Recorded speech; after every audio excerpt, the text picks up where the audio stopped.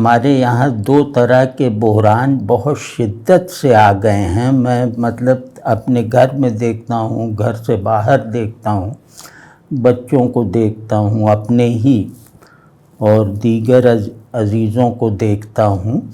تو کبھی کبھی جو ہے وہ ایک جیسے نوعی مغایرت کا احساس ہونے لگتا ہے. نوعی مغایرت کا مطلب یہ ہے کہ انسان یہ ہیں تو ہم نہیں ہیں، ہم ہیں تو یہ نہیں ہیں. تو یہ اس طرح کا ایک ہی نوع میں اپنی ڈیفینیشن کے بارے میں ایک دو لختی پیدا ہو جائے تو یہ بہت خوفناک بات ہوتی ہے. آدمی اپنا تاریخی سفر اپنے شعور کے ساتھ، اپنی زندگی اور وجود کے ساتھ تسلسل کے اصول پہ کرتا ہے، انقطاع کی اساس پر نہیں کرتا. تو اب وہ انقطاع آ گیا ہے، یعنی صرف اتنا نہیں ہے کہ وہ آنے والا ہے، بلکہ یہ ہے کہ اس کے ابتدائی آثار ظہور میں اور عمل میں آ چکے ہیں، اور اس کے مختلف جو ہیں وہ مظاہر ہیں. اس پہ انشاءاللہ ہم کسی اور وقت گفتگو کریں گے. تو اب سر دست جو ہے وہ اتنا اس کا جو اب میں کچھ قول سنانے جاؤں گا، اس کا پس منظر یہ ہے کہ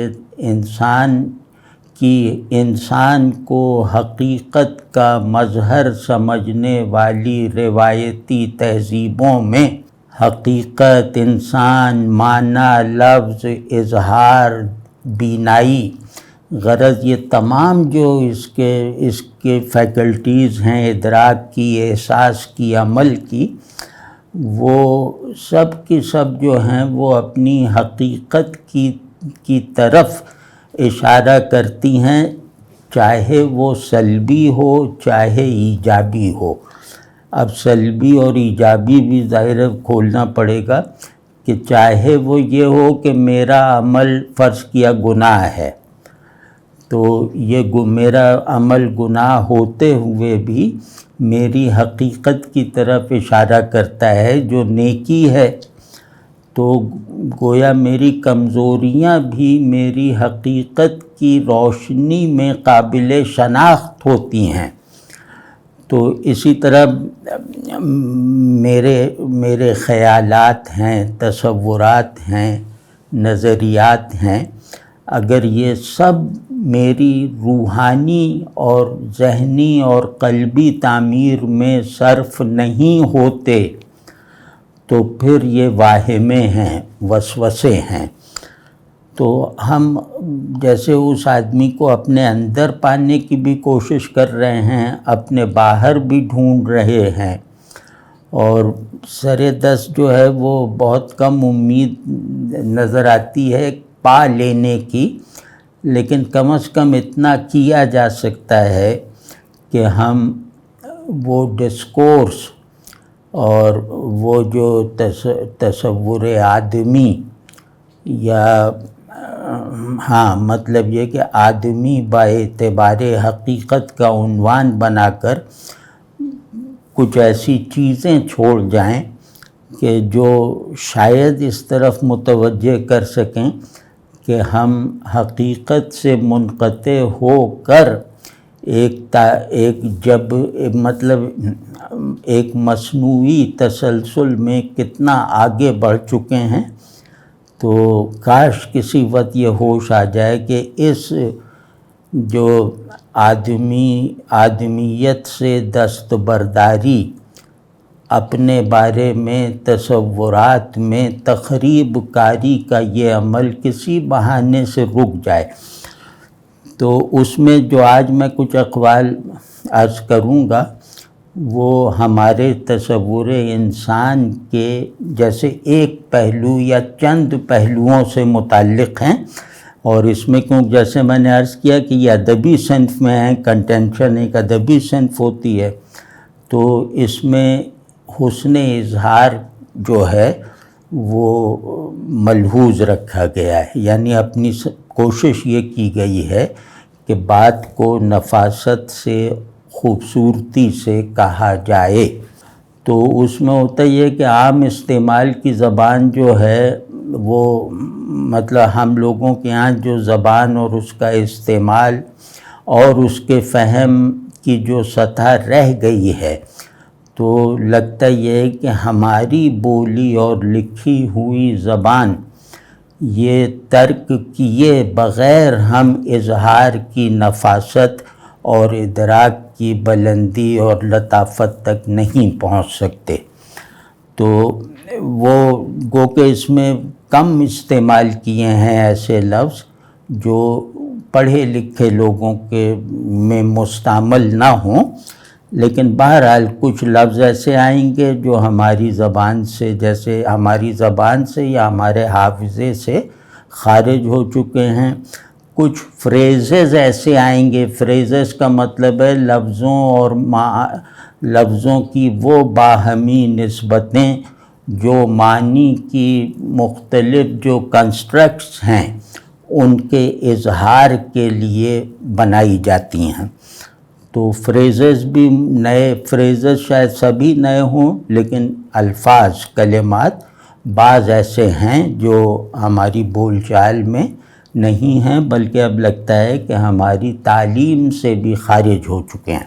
آدمی کا پہلا تصور خدا سے اس کی نسبت کی بنیاد پر بنتا ہے، یعنی آدمی اپنے بارے میں جتنی بھی ڈیفینیشنز چاہے بنا لے، اور اس کی گنجائش ہمیشہ رہے گی کہ آدمی خود کو طرح طرح سے ڈیفائن کرتا رہے اپنی فردیت اور اجتماعیت دونوں کے ساتھ، لیکن اس کی جو اصل ہے جس سے بے توجہی نہیں برتی جاتی، وہ تمام نئی تعریفوں میں اصلی معنی کے طور پر سرایت کیے ہوئے رہنی چاہیے۔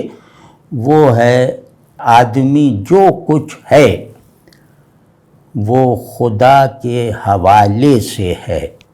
خدا کا حوالہ اگر ہٹ جائے تو آدمی موجود نہیں ہے اور شاید معدوم بھی نہیں ہے۔ تو مطلب یہ ہم جس روایت میں رہ کر باتیں کر رہے ہیں اس روایت میں یہ بہت ضروری باتیں ہیں۔ یہ الگ بات کہ آج کل کی بیشتر آڈینس کے لیے یہ محض خیال آرائی ہو، محض الفاظ کے گھماؤ پھراؤ کا عمل ہو، لیکن جو لوگ تاحال اپنی روایت کے بارے میں حساس ہیں اور اس کا شعور رکھتے ہیں، بلکہ اسے لیو کر رہے ہیں، وہ انشاءاللہ اس میں کوئی معنوی اجنبی پن نہیں پائیں گے۔ اور یہ سب جیسے بہت مانوس سی باتیں ہیں، مانوس باتوں کا مطلب یہ کہ کچھ باتیں ایسی ہوتی ہیں جو ہم پہلے سے جانتے ہیں اور وہ کسی کی زبان سے سن لیتے ہیں تو ہمیں لگتا ہے کہ ہم اس بات سے مانوس ہیں، لیکن کچھ باتیں ایسی ہوتی ہیں جنہیں ہم نے سنا نہیں ہوتا، جو ہمارے حافظے میں بھی نہیں ہوتی، لیکن کوئی آدمی آتا ہے وہ ہمارے سامنے وہ باتیں کرتا ہے، تو وہ باتیں ہمارے باطن سے،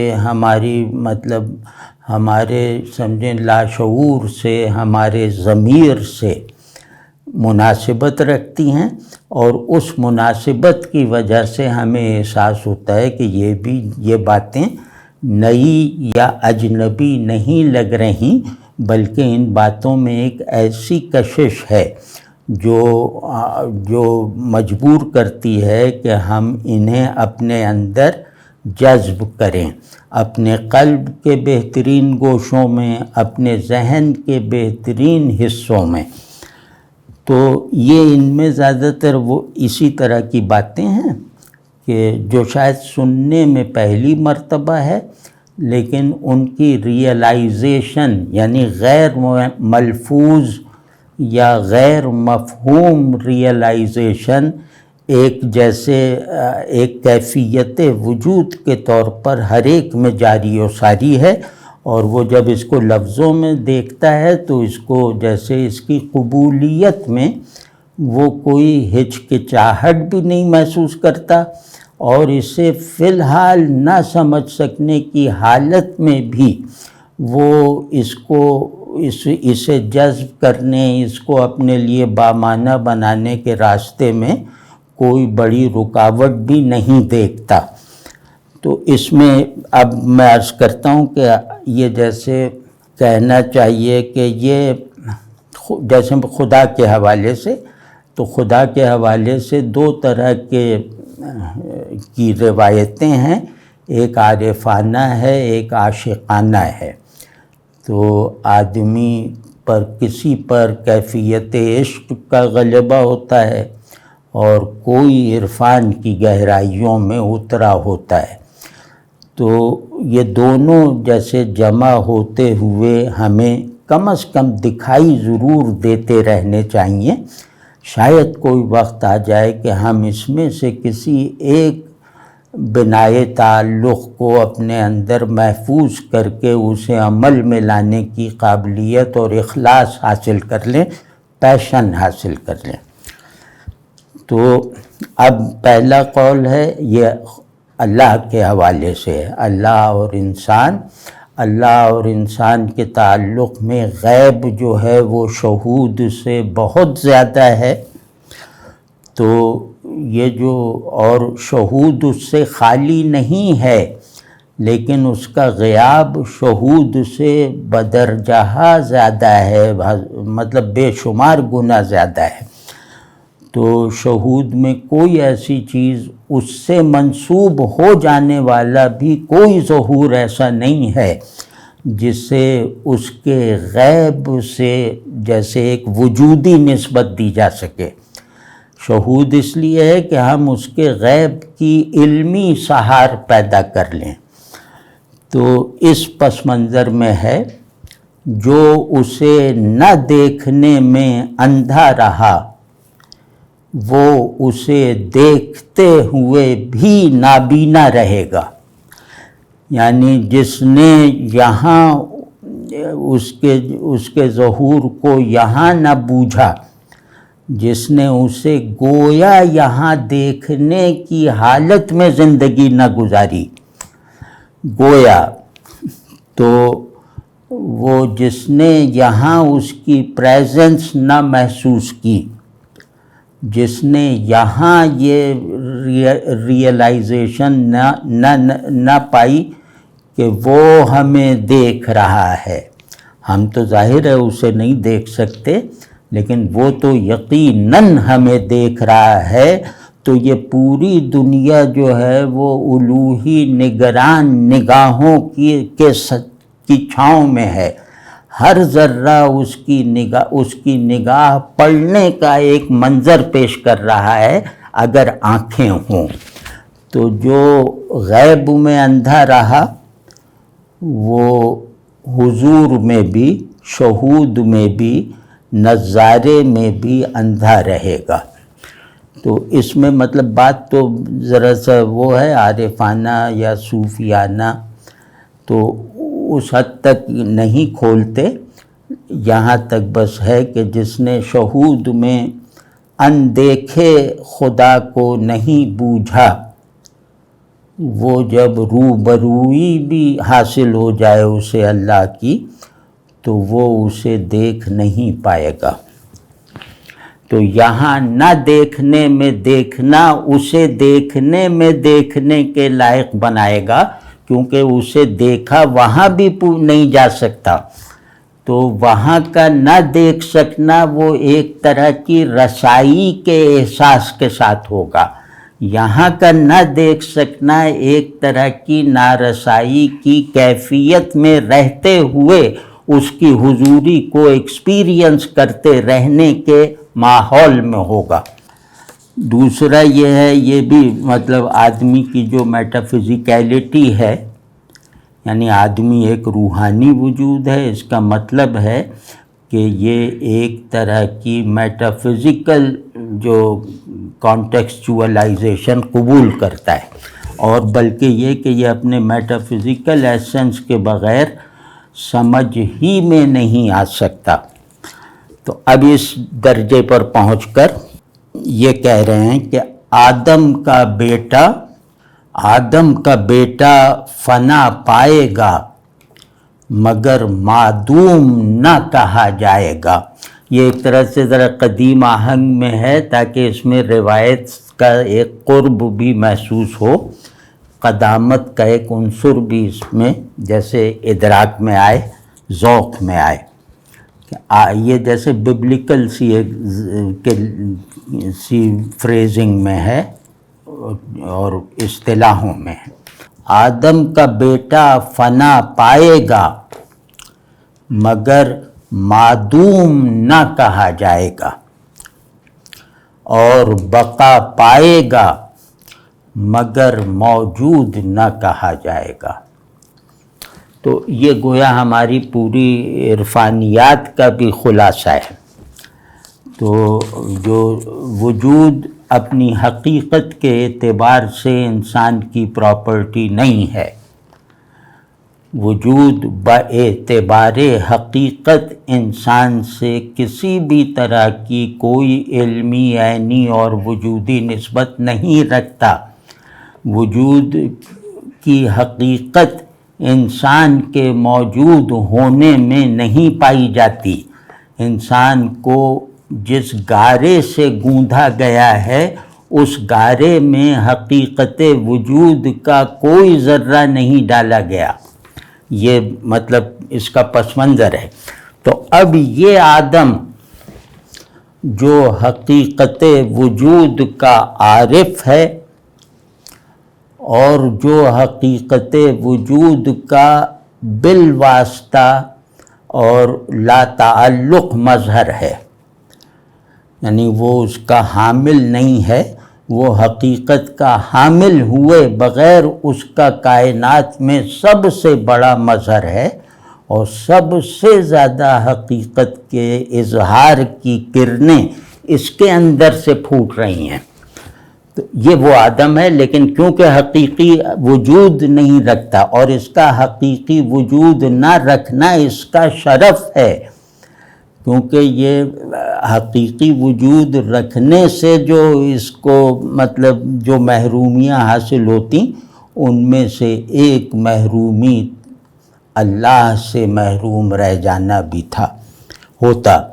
تو اب کہہ رہے ہیں کہ آدم کا بیٹا یہ ایک فریز پرانا ہے انسان کے بارے میں، لیکن یہاں آدم کا بیٹا کہہ کے اس کی پیدائش اور موت تک کا جیسے احاطہ کیا گیا ہے کہ یہ پیدا ہوتا ہے اور مرتا ہے۔ تو زندگی بھی اسے کسی خاص دن ملتی ہے اور موت بھی کسی خاص لمحے میں اس کا مقدر ہے۔ یہ زندگی میں داخل ہوتے ہی اپنی موت کی طرف بڑھنا شروع کرتا ہے۔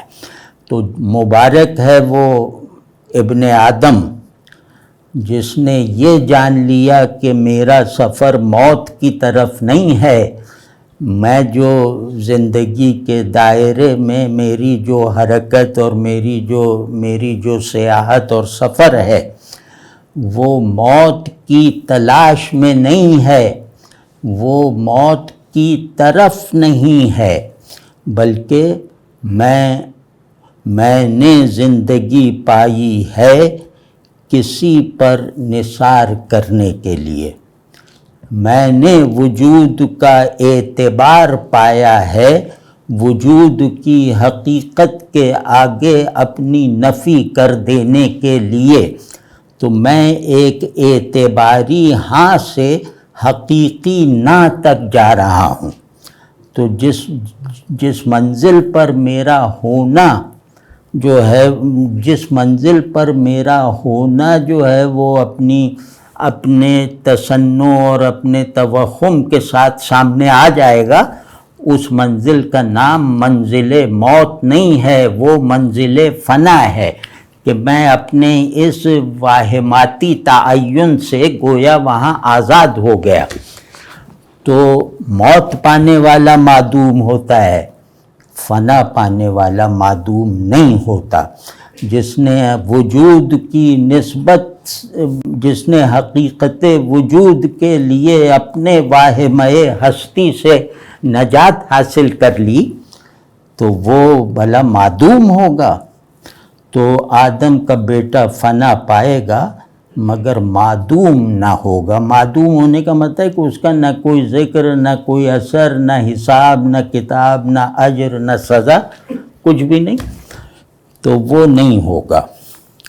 اور یہی آدم کا بیٹا بقا پائے گا فنا کے بعد، یہی آدم کا بیٹا بقا پائے گا مگر موجود نہ کہا جائے گا، کہ فنا دیباچہ ہے بقا کا۔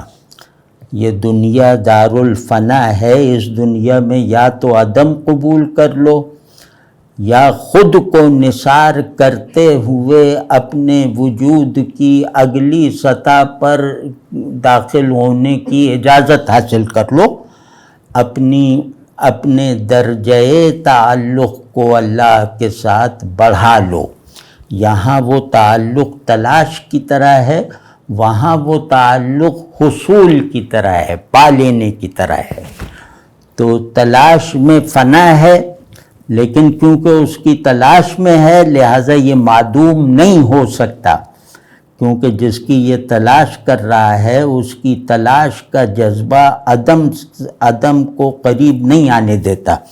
اور اسی طرح جب یہ اپنی تلاش میں، مطلب تلاش کی ذمہ داری پوری مطلب یکسوئی کے ساتھ، پورے جذبے کے ساتھ، پورے تعقل کے ساتھ ادا کرتا چلا جائے گا مرتے دم تک، تو پھر یہ جو فنا ہوگا وہاں یہ فنا ہوگا، اور اس فنا ہونے کے انعام میں اسے بقا عطا کی جائے گی۔ تو وہ انعام بھی جو اسے ملے گا وہ بقائے دوام کا انعام ہے، وہ اللہ کی حضوری میں ہمیشہ ہمیش رہنے کی جزا ہے، انعام ہے۔ تو اس انعام کو پا کر بھی یہ موجود نہیں کہلائے گا، یعنی فنا اسے عدم سے محفوظ رکھے گی اور بقا اسے وجود کے پچھلے وہم میں دوبارہ گرفتار نہیں ہونے دے گی۔ تو یہاں یہ گویا وجود کی حقیقی نسبت کا کنٹینر ہے موجود ہوئے بغیر، تو اور بقا پائے گا مگر موجود نہ کہا جائے گا، کیونکہ موجود بس ایک ہے۔ اگلی وہ ہے کہ اب جیسے آدمی سفر سماوی سفر ہے، حقائق میں غواصی کرنا ہے، صورت پہ نظریں ہیں تو بھی وہ حقائق میں غواصی کرنے والی آنکھوں سے نکلتی ہیں۔ تو اب ایک جگہ ہے، وہ جگہ ہے اللہ سے قرب کی انتہا تک پہنچ جانا اس کی توفیق سے، یعنی نہ پہنچ سکنے کو کسی بھی حال میں اپنی بے عملی اور بے حسی کا ذریعہ نہ بننے دینا، نہ پہنچ سکنے کے اضطراب کو ہر لمحے جو ہے وہ بڑھاتے ہوئے رہنا۔ جو آدمی یہ کرے گا وہ پھر وہ جگہ پائے گا جہاں اضطراب نہیں ہے، سکون ہے، جہاں نایافت نہیں ہے، دریافت ہے، جہاں میں نہیں ہے وہ ہے۔ تو یہ کون سی جگہ ہے؟ یہ ہر آدمی اپنی منزل کے طور پر، انتہائی منزل وجود یا انتہائی منزل کے طور پر، منزل سفر کے طور پر اس کا جو بھی تصور کر لے گا وہ اس سے مطابقت رکھنے والا ہوگا، اس قول سے۔ تو یہ کون سی جگہ ہے؟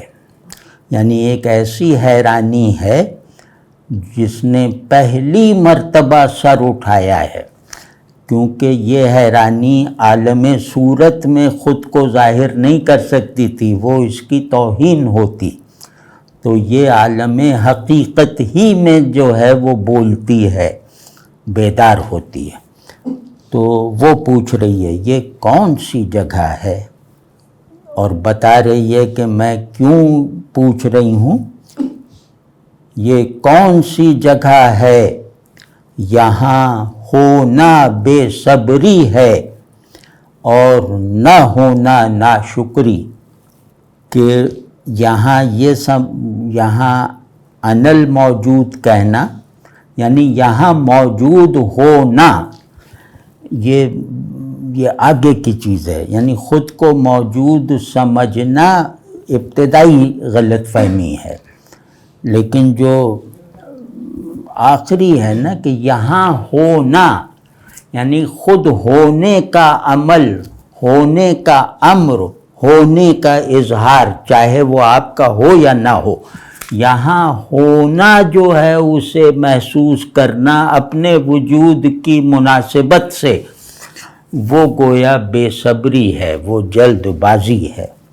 اس جگہ پہ جس نے بھی ہونے کا احساس یا دعویٰ یا خیال کیا وہ بے صبرہ ہے، اسے یہاں سے نکال دیا جائے گا۔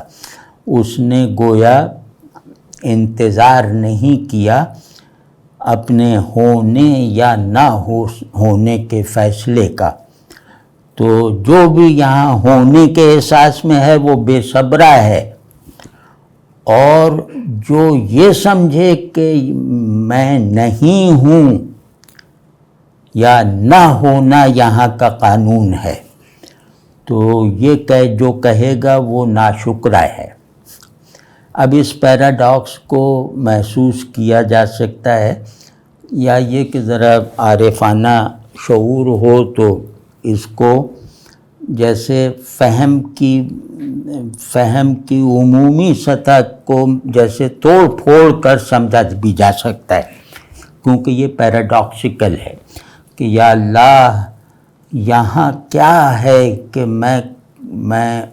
میرے لیے ہونا بے صبری ہے اور نہ ہونا ناشکری ہے۔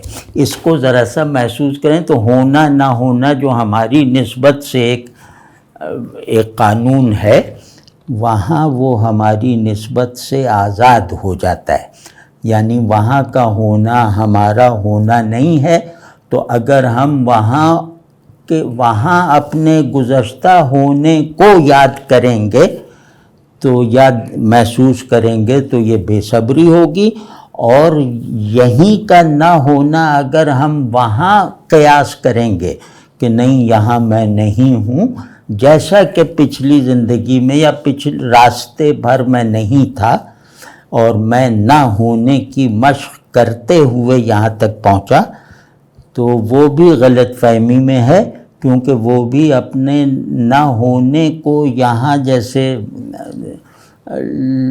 یہاں نافذ کر رہا ہے۔ یہ وہ جگہ نہیں ہے جہاں ہمارا ہونا اور نہ ہونا کوئی معنی رکھتا ہو یا کوئی کسی بھی اصول کی حیثیت رکھتا ہو، تو یہ کہنا کہ میں نہیں ہوں یہ ناشکری ہے، کیونکہ یہاں جو ہونے اور نہ ہونے کا ماحول ہے وہ ابھی بعد میں ہمیں اپنے آغوش میں لے گا، وہ ابھی بعد میں ہمیں اپنے اندر سانس لینے والا موقع عطا فرمائے گا، وہ بعد میں ہمیں ایک الوہی براہ راست تربیت کے نظام میں گزرتا ہوا خود کو محسوس کروائے گا۔ تو یہ جیسے ہے، اسی قبیل سے ایک قول اور ہے، یا یوں کہہ لیں کہ 2-3 ہیں، تو میں انہیں تھوڑا تھوڑا تعارف کرواتے ہوئے اب گویا یہ ایک تھیم بن گیا کہ انسان خدا کے حوالے سے ہونے اور نہ ہونے کے اعتباری قطبین میں کہاں تک رہتا ہے اور کہاں اس سے نکل جاتا ہے۔ تو ہاں بس اچھا ہوگا یہ تو ہونا چھوٹا وہم ہے، اور نہ ہونا بڑا. یہ بھی جیسے ایک طرح سے پیراڈاکسیکل ہے کہ یہ وہم ہی ہے کہ میں ہوں، لیکن یہ وہم چھوٹا ہے اور بعض جگہوں پر عذر کے طور پر کارآمد ہے. لیکن اگر میں کہوں کہ میں نہیں ہوں تو اس کا مطلب ہے کہ میں نے خود کو بندشوں سے آزاد کروا لیا ہے، میں نے خود پر زمان و مکان کو بے اثر کر دیا ہے، اور میں نہ ہونے کے ایک غیر متناہی دائرے میں خود کو جیسے اس کا مرکز بنائے بیٹھا ہوا ہوں. تو یہ کہنا یہ زیادہ بڑا واہمہ ہے، کیونکہ میرا نہ ہونا مجھے لامحدودیت دیتا ہے اور میرا ہونا مجھے سکیڑے رکھتا ہے. ہیں دونوں ہی وہم. تو اسی طرح یہی جیسے دوسرے لفظوں میں کہ میں ہوں چھوٹا دعویٰ ہے. یعنی آدمی دعویٰ کرے نا، کہ جیسے دعوے کا مطلب یہ ہے کہ وہ جیسے اپنا پورا اور آخری درجے کا مطلق تعارف کروا رہا ہے. میں ہوں چھوٹا دعویٰ ہے، میں نہیں ہوں بڑا. یعنی کہ میں ہوں کہنا چھوٹا دعویٰ ہے، چھوٹی خوش فہمی ہے، اور میں نہیں ہوں کہہ کر آدمی گویا بہت بڑا دعویٰ کرتا ہے، اپنی اوقات سے نکل جاتا ہے، اور حتیٰ کہ اپنی اعتباری ہستی کے لائق بھی نہیں رہ جاتا. تو وہ اس کی تفصیل پیچھے عرض کی. اسی طرح بھائی میں اس کام کو جاری رکھنا چاہتا ہوں، کیونکہ بعض بہت بیسک تھیمز ہیں جن کا اعادہ کرنا، جن کو ریپریزنٹ کرنا بہت ضروری ہے، اور وہ مذہبی انداز سے نہیں ہوگا. تو وہ اب اس کے لیے یہ راستہ ڈھونڈا ہے. لیکن صرف مذہبی معنی نہیں بلکہ اور بھی. اب یہ سارے اقوال یہ مذہبی مفاہیم کا ابلاغ کرنے کے لیے نہیں لکھے گئے. یہ جیسے اپنی ورجن ریالٹی کو بیدار کرو اور اپنی جن حقائق و اسرار کو تمہارے شعور میں چراغوں کی طرح روشن کر کے ان کی قطار لگائی گئی ہے، ان کی روشنی دیکھو، ان کی حرارت محسوس کرو. اس غرض سے ہاں. تو انا ایگو، انا غلط فہمی ہے، انا غلط فہمی ہے، اور ترک انا خوش فہمی. یعنی انا جو اکڑنا، میں ہونے پر اکڑنا، یہ جو ہے یہ غلط فہمی ہے. ظاہر ہے کہ اکڑنے کے قابل ہم نہیں ہیں، تو ہم نے جو کچھ خود کو سمجھ کے اکڑنے کا ذریعہ بنایا ہے وہ سب غلط فہمی ہے ہماری. اور اس کے بعد دوسرا ہم نے غلط فہمی مان لیا اس کو کہ ہاں واقعی انا غلط فہمی ہے، میں اس سے نجات پاتا ہوں اور بس اب اس کو ترک کروں گا. یہاں تک ٹھیک ہے. اگلے مہینے میں آ کے کہتا ہوں کہ ہاں بھائی وہ میں ترک انا میں کامیاب ہو گیا، یہ خوش فہمی ہے. اب یہ جیسے آدمی آئی ایم نیس کو جیسے خارج میں مجسم تصور کر لیا جائے تو وہ کیا ہوگا، اس پہ کمنٹری کیا ہوگی مختصر ترین، کہ آئی ایم نیس کا مجسمہ ہے. یعنی آئی ایم نیس مجسم ہو گئی ہے، وہ نظر کی حد میں آ گئی ہے، تو وہ نظر ڈال کے کیا دکھائی دے رہا ہے یہ ہے. تو یہ 3 ٹکڑوں کا قول ہے. دیکھو دیکھو وہ میں ہوں، یعنی وہ ہے میری آئی ایم نیس. دیکھو دیکھو وہ میں ہوں، ایک بے آب دریا کا طوفان، ایک گم شدہ صحرا کا سراب۔ اس کو بھی بھائی محسوس کریں، بڑی مطلب بڑا اچھا بھی لگے گا، اور جیسے ٹریجڈی اپنی پوری اٹھان کے ساتھ اور بہت تعمیری قوت کے ساتھ اور بہت طمانینت کو منتقل کرتی ہوئی نظر آئے گی۔ دیکھو دیکھو وہ میں ہوں۔ جب انگلی میں کی طرف یوں اٹھے نا تو آپ نے گویا میں کو ضروری حد تک پہچان لیا ہے۔ یوں کہنا میں یہ گھٹیا لوگوں کا طریقہ ہے، یوں کہو وہ میں، تو وہ میں ہوں ایک بے آب دریا کا طوفان، جس دریا میں پانی نہیں ہے اس کا میں طوفان ہوں۔ اب غلط فہمی، خوش فہمی، ایلیوژن اینڈ ریئلٹی کے درمیان جو جیسے کھینچا تانی سی اس میں دکھائی دے گی۔ ایک بے آب دریا کا طوفان، ایک گم شدہ صحرا کا سراب۔ اس کا کیا مطلب ہوا؟ طوفان میں پانی ہوتا ہے، مطلب وہ حقیقی ہے، واقعی ہے، لیکن سراب میں پانی نہیں ہوتا، وہ دھوکہ ہوتا ہے۔ تو میری ریئلٹی بھی، میری واقعیت بھی، یعنی میرا واقعی میں ہونا، یہ اسی طرح کا ہے جیسے سوکھے دریا میں طوفان آ گیا، اور میرا ایلیوژن اور ریئلٹی یہ بہت ایک دوسرے کے حوالے کے بغیر نہیں سمجھی جا سکتی۔ تو میں بطور ریئلٹی کے ایک بے آب دریا کا طوفان ہوں، اور بطور ایلیوژن کے اس صحرا کا سراب ہوں جو خود گم ہو چکا ہے، یعنی صحرا کے بغیر رہ گیا ہے یہ سراب۔ تو اب آپ اس کے اندر موجود خلا، ایبسرڈٹی اور ایک سنگین بے چارگی کو ذرا محسوس کیجئے، تو امید ہے کہ یہ کھل جائے گا۔ ہاں، تو وہ جناب یہ ہو گیا، اور ایک ذرا سا ناصحانہ سا قول پڑھ دیتے ہیں اس آخر میں تاکہ برکت ہو جائے۔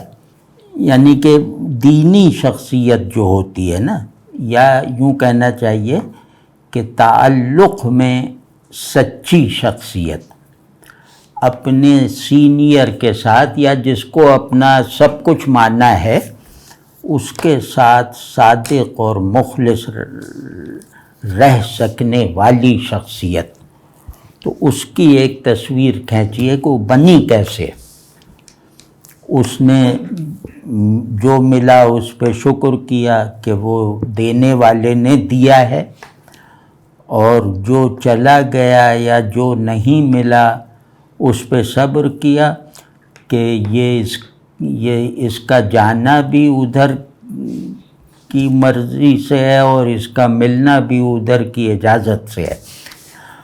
تو اس پس منظر میں ایک قول کہہ کے بس انشاءاللہ رخصت ہوتے ہیں کہ شکر تکبر سے بچاتا ہے۔ یہ بالکل صحیح بات ہے، شکر تکبر سے بچاتا ہے، اور صبر بے وفائی سے۔ جو شکر کرتا ہے وہ متکبر نہیں ہو سکتا، کیونکہ وہ محتاجی کا اقرار کرتا ہے۔ وہ مطلب کسی بھی کمال کو اپنی ذات سے منسوب نہیں کرتا، اس کا ہر کمال اس کے کشکول میں پڑا ہوتا ہے، تو ظاہر وہ شکر کرتا ہے۔ اور جس کا چھن جائے کچھ تو وہ ثابت قدم رہتا ہے اس خیال سے کہ یہاں میرا شکایت اور فریاد کرنا اسے پسند نہیں ہوگا۔ وہ چاہتا ہے کہ میں یہاں جو ہے وہ اس کی یاد میں غرق رہتے ہوئے کھوئی ہوئی چیزوں کی یاد سے آزاد ہو جاؤں۔